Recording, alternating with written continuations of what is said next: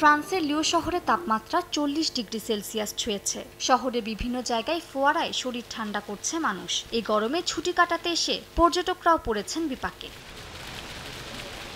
40 degree সেলসিয়াসে কাজ করতে গিয়ে হিমশিম খাচ্ছেন লিও শহরের রাজপথে কাজ করা শ্রমিকরা। বাইসাইকেলে চলাফেরা করতে গিয়ে হাঁপিয়ে উঠছেন তারা জানান গরমের সঙ্গে অভ্যস্ত হওয়া ছাড়া উপায় নেই। মেটেও ফ্রান্স শনিবার 28টি বিভাগের জন্য অরেঞ্জ সতর্কতা ঘোষণা করেছে, যা রোববার 42 বিভাগে বাড়বে।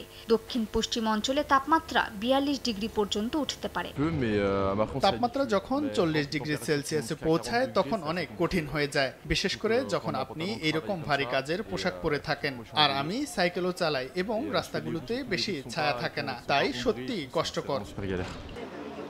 স্পেনে মাদ্রিদ রিও পার্কে স্থানীয় ও পর্যটকরা ফোয়ারার পাশে ভিড় করেন। মাদ্রিদ বিচ নামে পরিচিত এই পার্কে পর্যটক ও স্থানীয়রা গরম কাটানোর জন্য পানি ছটায় মেতে উঠেছেন। সকাল পর্যন্ত অনেকেই পার্কে হাঁটাহাঁটি, ব্যায়াম ও বাইরে বসে ঠান্ডা বাতাস উপভোগ করেন। এই জায়গায় হালকা বাতাস বয়ে যায়, যা খুবই আরামদায়ক। আধা ঘন্টার মধ্যে সূর্য যখন কাছে আসবে তখন আর এখানে থাকা যাবে না। বাসায় ফেরার সময় পার্ক পেরোতে হয়, যা ভয়ঙ্কর। ফ্যানও কাজে লাগে না। স্পেনের আবহাওয়া সংস্থা জানায় এই তাপপ্রবাহ আরও কয়েকদিন পর্যন্ত চলতে পারে। মালিহা সুহরওয়ার্দী, সময় সংবাদ।